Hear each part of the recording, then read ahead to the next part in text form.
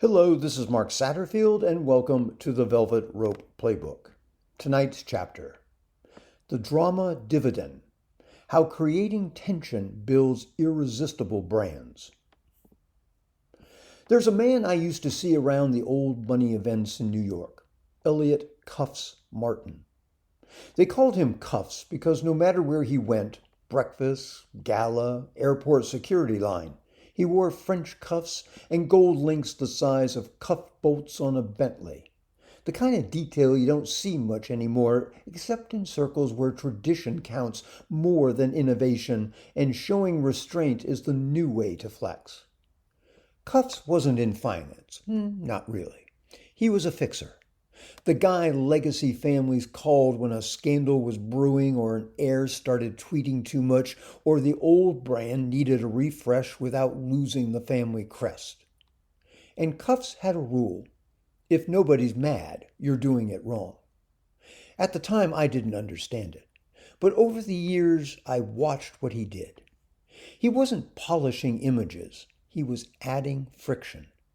He'd take a family office that was playing it safe, buried behind layers of polite legacy branding, and reintroduce it to the world with sharp edges.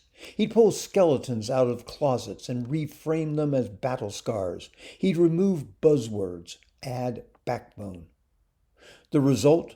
Their phones stopped ringing with small requests. It started ringing with billionaires. That's the drama Dividend in action.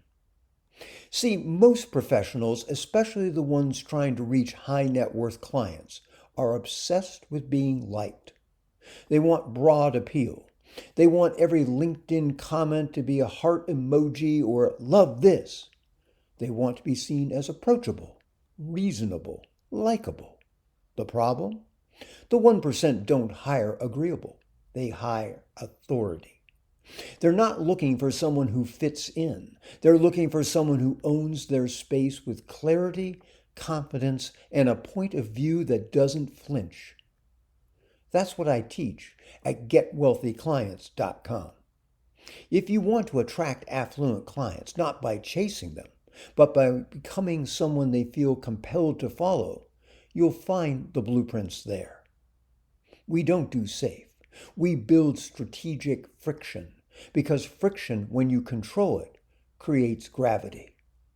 Learn how to do that at getwealthyclients.com. Back to Cuffs. There was one project, still talked about in certain circles, where he took on a floundering family winery in Napa. Old land, deep roots, lots of money. Problem was, no one under 60 was buying their wine. The branding? All oak and dust. The website looked like it was coded by a retired librarian. Their tagline was tradition in every bottle, which was about as exciting as room temperature tap water. Cuffs flew in, looked around and said, "We're not changing the wine, we're changing the fight." He rebranded the line with sharp, opinionated copy. Declared war on hobby wine snobs, mocked overpriced California blends, took shots, gentle but pointed, at the mass-produced luxury wine brands. The result?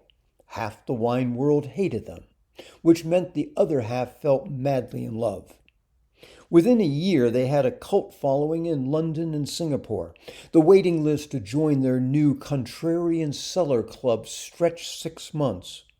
And they had restaurants calling to get exclusivity, not because of the wine, but because of the story. That's what happens when you create tension. You create sides. And the moment you create sides, you create devotion. Because people don't really rally around nice. They rally around clarity, around identity, around a bold stand taken confidently. Let me give you another example. Nicolette Cross, a private wealth strategist who built her entire business by going after what others considered untouchable. She refused to work with tech bros, refused to pitch family legacy messaging, refused to tone down her views on philanthropy as PR. Instead, She built her brand around a ruthless efficiency model for second-generation wealth. Her tagline, wealth that doesn't waste your time. She got hate. She also got flown to Geneva twice in 1 month to meet with clients who were sick of being talked down to by smiling yes men. Her drama, deliberate. Her tension, strategic. Her results, legendary. You don't have to be confrontational, but you do have to be distinct. You have to show you're willing to take a position, hold it with confidence, and not bend every time a critic shows up. Because if you don't create any friction, you won't create any traction either. And if your goal is to work with the affluent, you better believe they're looking at how you hold yourself under pressure. Do you retreat the moment someone disagrees? Do you soften your message until it's vague enough for everyone? Or do you create an identity that's sharp enough to attract loyalty and repellent enough to filter out the noise? That's the drama dividend. You want to be remembered? Stand for something. Be clear, be bold, be willing to lose the middle to earn the respect of the few who matter.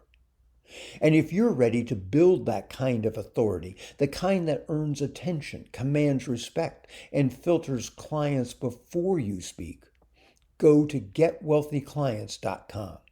You'll find the playbook there.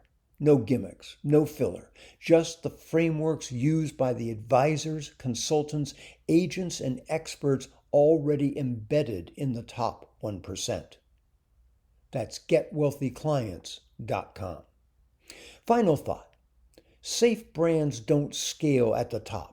They blend, they vanish, they die of politeness.